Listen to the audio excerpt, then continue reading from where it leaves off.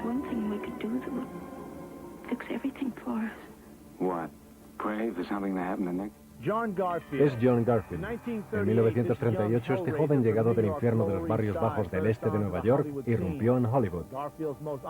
Entre los papeles más memorables de Garfield se encuentran el de un pícaro muy astuto en El cartero siempre llama dos veces y el de un boxeador rebelde en Cuerpo y alma. Rápidamente la fama de Garfield en Hollywood se esfumó. En 1951 se encontró en un callejón sin salida, teniendo que elegir entre destruir su carrera y traicionar a sus amigos. Aquello le mató, le destrozó por completo, se sintió absolutamente traicionado. Hoy en Misterios y Escándalos recordaremos la caza política de brujas de los años 50 y trataremos de saber por qué John fue condenado por el gobierno federal. Dijo que estaba en contra del comunismo y siempre luchó contra él. No era comunista. No dio los nombres, no fue un soplón. Y por eso le pusieron en la lista negra. Además, sabremos la enorme presión a la que estuvo sometido. Era un hombre con un historial de problemas de corazón, que había sufrido 2 infartos previamente y la investigación del gobierno le provocaba un estrés constante. También conoceremos la extraña leyenda que empañó la memoria de Garfield. Las circunstancias que rodearon la muerte de John Garfield forman parte del folclore popular de Hollywood, del folclore sexual. Soy A.J. Benza y esta es la trágica pero verdadera historia de John Garfield, un hombre cuya fortuna en Hollywood se convirtió en un desastre. I've made a big mistake in my life, and I've got to be this way just once to fix it. They hang you for a thing like that. Oh, but not if you do it right. And you're smart, Frank. You'll think of a way. Plenty of men have. You never did any harm to me. A los 33 años, John Garfield ya era una gran estrella de cine. Cuando El cartero siempre llama dos veces llegó a las pantallas en 1946. Nadie había visto nunca a alguien así. Era solemne. Sabía tratar a las damas con dulzura y sorprendió a la crítica. Su vida fue como la que representó en la gran pantalla. Era un chico de las calles que se esforzaba por cambiar su destino y superar la Gran Depresión. Y sobrevivió. Julius Garfinkel, su verdadero nombre, nació en la primavera de 1913, en los suburbios del este de Nueva York. Su madre, Hannah, murió cuando Julius tenía 7 años. Su padre, Jacob, era sastre y casi nunca estaba en casa, así que el joven Julius se lanzó a las calles. Julie Garfield es la menor de sus 3 hijos. No parecía tener demasiado interés por los estudios. Se convirtió en uno de los cabecillas de la banda y estaba fuera a todas horas recorriendo las calles. El pequeño Julius de 13 años buscó la orientación que le faltaba en casa en su profesor, Angelo Patri. Fue Patri quien notó por primera vez la pasión de Garfield por los escenarios. Larry Swindle es el autor de En Cuerpo y Alma. Angelo Patri levantó su ala protectora y envió a John Garfield a la escuela de teatro Hexler, que fue esencial para el futuro de John Garfield. Al darse cuenta de que Garfinkel no era la clase de apellido que se ve en los teatros, el joven actor eligió Jules Garfield como nombre artístico. A los 19 años consiguió un papel en la obra El abogado con Paul Mooney. Fue un gran éxito y consolidó su posición como actor de Broadway, no como estrella de cine. En 1934, Garfield se casó con su novia del instituto, Roberta Seidman. La pareja pronto entró a formar parte de un prestigioso grupo de teatro, cuyos miembros eran famosos por su talento dramático y su orientación izquierdista. Mantenían conversaciones muy acaloradas y el factor político era determinante a la hora de elegir una obra, volverla a escribir, elegir a los actores o publicarla. A diferencia de sus compañeros, Garfield entró en el grupo de teatro por motivos puramente artísticos. La verdad es que no le interesaba la política en absoluto. Solo le interesaba la interpretación, era su gran pasión, y admiraba a los actores del grupo de teatro por lo mucho que sabían. Muy pronto Garfield se hizo amigo de Clifford Odets, un dramaturgo que había en el grupo. En 1937, Odets escribió la obra Sueño Dorado, pensando en Garfield, de 24 años, como protagonista. Pero el director, Harold Clurman, le dio el papel a un actor con más experiencia. Aquello no le sentó bien a Garfield, que se sintió menospreciado. Era como si le hubieran prometido algo y después hubieran roto la promesa. Aunque había rechazado algunas ofertas de Hollywood, aquello fue la gota que colmó el vaso. Garfield aceptó un contrato por 7 años con la Warner Brothers y dijo adiós al grupo. Y hola a Hollywood. A los directivos de los estudios no les gustó el nombre de Jules, así que el actor volvió a cambiar de nombre. Así, Jules Garfield se convirtió en John Garfield, y en 1938 actuó en su primera película, Four Daughters. El actor, Joe Bernard, era un buen amigo de John Garfield. El éxito que obtuvo en su primera película titulada Four Daughters fue increíble. Era un papel maravilloso y parecía hecho a medida para él. Siempre interpretaba al perdedor que trataba de convertirse en ganador. Puede que Garfield interpretara a un perdedor en la pantalla, pero el recién llegado a Hollywood fue nominado a un Oscar como mejor actor secundario en 1939. Todo el mundo se enamoró de él. Gustaba a los hombres porque era normal y a las mujeres porque era enormemente sexy. And the women fell in love with him because he was sexy as hell.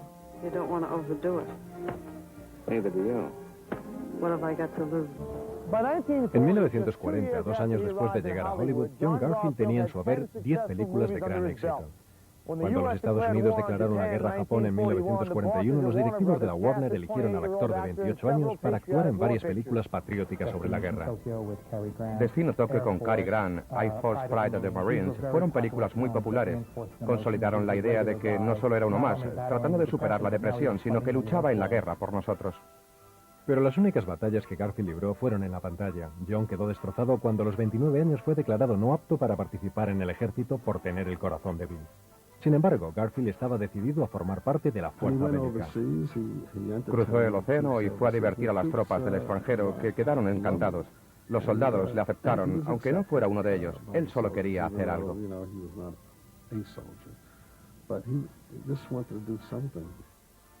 Para demostrar aún más su orgullo nacional, Garfield y la estrella de cine Bette Davis inauguraron la Cantina de Hollywood en 1942.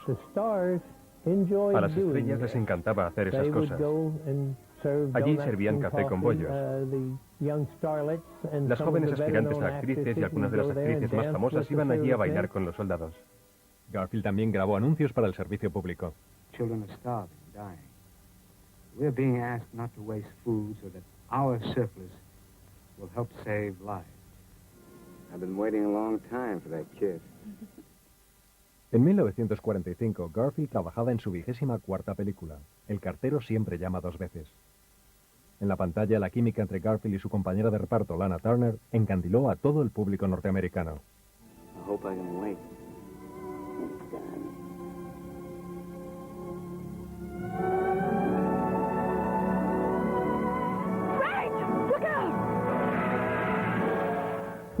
La gente se acuerda de aquella película, recuerdan la oscuridad, el sexo y la intriga. Se sentían muy atraídos el uno por el otro y eso se refleja en la pantalla. Y fuera de ella también. Durante el rodaje de El cartero siempre llama 2 veces, se rumoreaba que Garfield y Turner tenían una aventura. Hiciera lo que hiciera en sus películas, siempre trataba de hacerlo en la vida real, y creo que lo consiguió con algunas actrices, posiblemente con Lana Turner. El director, Vincent Sherman, trabajó con Garfield y los dos se hicieron amigos. Todas las mujeres estaban locas por él, las jovencitas del estudio y de todos los estudios de la ciudad. Creo que no estaba preparado para aquello.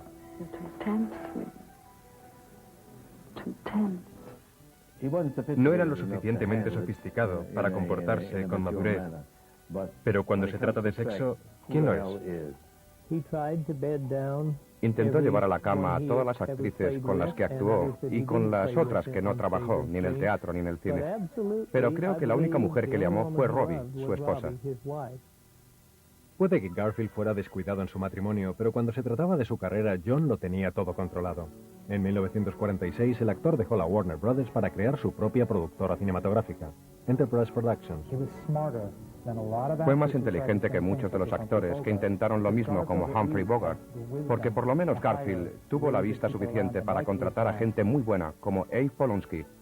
Garfield y el guionista Abram Polonsky trabajaron juntos por primera vez en la película de 1947 Cuerpo y Alma. La película trataba de un boxeador que se niega a tirarse al suelo en un campeonato. Cuando sale del cuadrilátero, el organizador le dice: ¿qué te hace pensar que te vas a salir con la tuya? Y él le contesta: ¿qué vas a hacer? ¿Matarme? Todo el mundo muere. Y así es como termina la película. Cuerpo y Alma fue una de las películas más taquilleras de 1947, y Garfield obtuvo una nominación como mejor actor. En el ámbito profesional la vida le sonreía. Sin embargo, el actor nunca sospechó que iban a empezar a surgir preguntas acerca de sus controvertidas afiliaciones políticas. Aquello fue un suceso muy desafortunado, porque realmente era un ciudadano norteamericano leal. Nunca le escuché decir algo antiamericano. A pesar de su pasado patriótico, los representantes del gobierno dudaban de su lealtad. ¿Era realmente un comunista?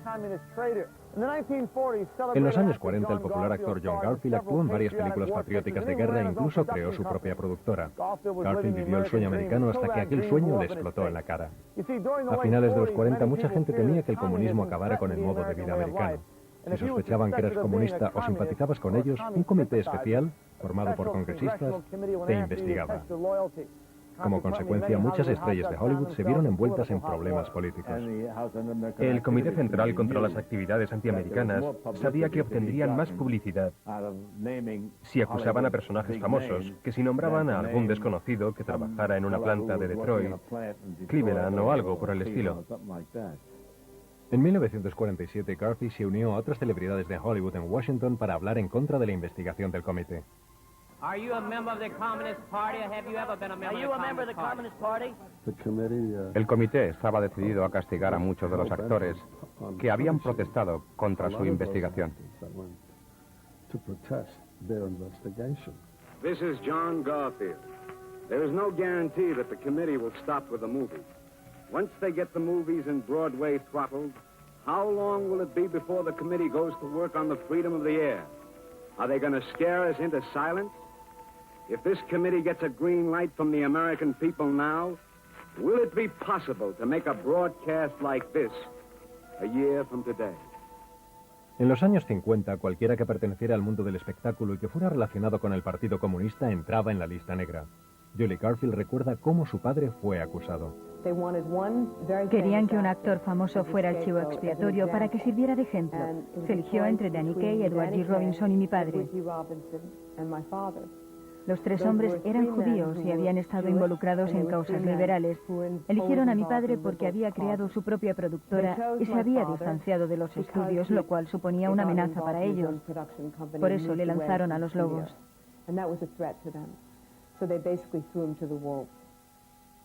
El 23 de abril de 1951, John Garfield testificó en Washington ante el Comité Central contra las Actividades Antiamericanas.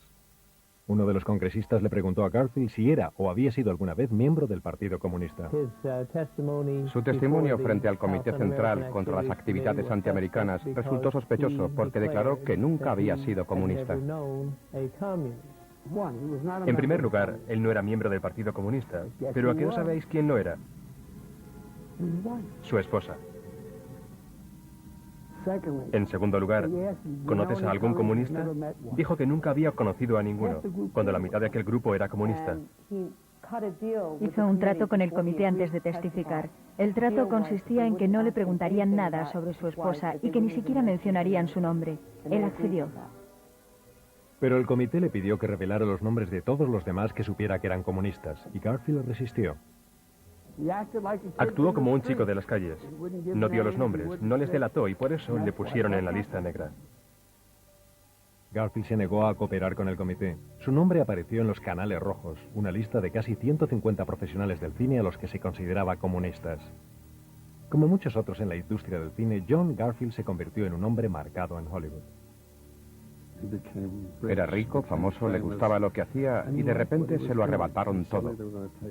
Aquello le torturaba muchísimo porque no entendía lo que estaba ocurriendo. ¿Por qué me están haciendo esto a mí? Después de 15 años siendo una gran estrella del cine, Garfield veía cómo le cerraban las puertas. El famoso actor John Garfield fue un hombre que desafió al sistema. A pesar de la presión del gobierno, se negó a acusar a algunos de sus amigos que podrían haber sido comunistas. Después de su testimonio ante el comité, en la primavera de 1951, el actor tuvo que enfrentarse a las consecuencias. Una posible acusación de perjurio que le llevaría de vuelta a Washington para jugar una nueva partida al gato y al ratón. En el testimonio no pudieron demostrar si Garfield decía la verdad o mentía. Así que anunciaron públicamente que dejaban su testimonio en manos del FBI. El FBI fue exhaustivo en la investigación de John Garfield. Se sentía como si estuviese bajo una nube constante de sospechas y la gente empezaba a esquivarle claramente. Su pasión era la interpretación. Eso fue lo único que siempre quiso hacer en su vida y cuando le arrebataron aquello, quedó destrozado y muy deprimido. Intentó encontrar alguna forma de limpiar su nombre. En 1951, John Garfield tomó medidas desesperadas para salvar su reputación. No hasta el punto de desvelar nombres, pero hizo un esfuerzo escribiendo un artículo que le vinculaba con su imagen cinematográfica, titulado "Hice el primo por un gancho de izquierdas".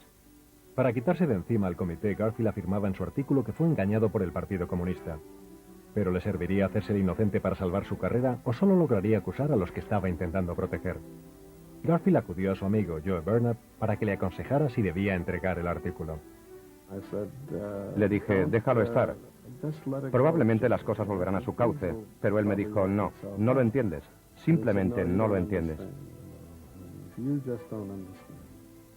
Garfield siguió adelante y entregó su artículo a la revista Look. Irónicamente fue rechazado porque el escrito no parecía revelar ninguna información nueva. Mientras tanto, Garfield seguía desesperado por encontrar reelección e hizo un último esfuerzo por limpiar su nombre. Acudió al FBI para discutir sus controvertidas conexiones políticas, pero el FBI quería que Garfield delatara a su esposa, Roberta. Le sentaron en el escritorio y le pusieron delante el carné del Partido Comunista de su esposa caducado y algunos cheques suyos. Le pidieron que firmara una declaración jurada diciendo que ella había pertenecido al Partido Comunista. Le dijeron que estaría fuera del saco si decía aquello y él les contestó, que os den. A pesar de sus esfuerzos por proteger a su esposa, hubo problemas en el matrimonio y terminaron separándose. John se trasladó al Hotel Warwick de Nueva York y de repente Garfield tuvo suerte. Consiguió el papel de protagonista en la adaptación teatral de Sueño Dorado, un papel que le habían negado años antes. Garfield estuvo de gira con la obra durante 9 semanas. People have hurt my feelings for years. I never forget. You can't get even with people by playing the fiddle. If music shot bullets, I'd like it better. La obra tuvo éxito, pero era demasiado tarde para resucitar su carrera. La lista negra había hecho su daño. Iba a actuar en la producción televisiva de Sueño Dorado para la CBS con Kim Stanley, pero le retiraron del proyecto 2 días antes de morir. El 20 de mayo de 1952, John Garfield murió de un ataque al corazón mientras dormía. Era un hombre con un historial de problemas de corazón, que había sufrido 2 infartos previamente, y la investigación del gobierno le provocaba un estrés constante. Incluso después de muerto, la controversia rodeó a Garfield. El joven actor murió en el apartamento de su compañera, la actriz Iris Whitney.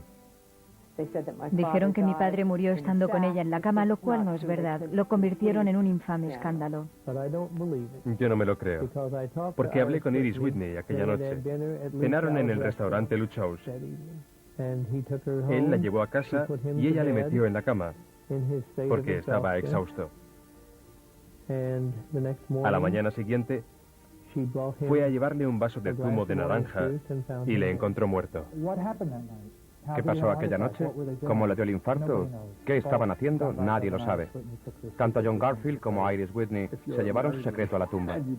Cuando estás casado y mueres en el apartamento de una mujer, supongo que todos damos por hecho que se estaban teniendo relaciones sexuales. En cierto modo, tal vez sea esa la forma en que hubiera querido que le recordasen. Menuda forma de morir. Muchos sospechan que Garfield murió a causa de la presión a que le sometió el FBI. Es interesante ver todo el tiempo, esfuerzo, dinero que se invirtieron para poder demostrar que mentía y lo poco que sacaron en limpio. Definitivamente creo que la muerte de John Garfield fue provocada por la situación en la que se encontraba. El funeral de mi padre tuvo lugar en la capilla de Riverside, entre la calle 76 y la avenida Amsterdam. Se suponía que iba a ser un funeral privado y familiar, pero acudieron 10.000 personas para rendirle sus respetos. Era un actor muy dominante, que abrió las puertas a otros como él. Marlon Brando, James Dean, Steve McQueen, Paul Newman o Robert De Niro.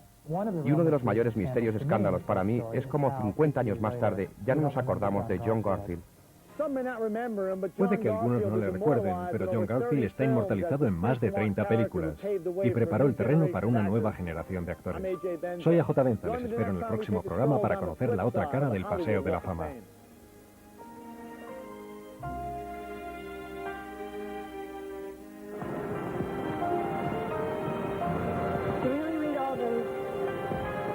The town of your book? From A to Z.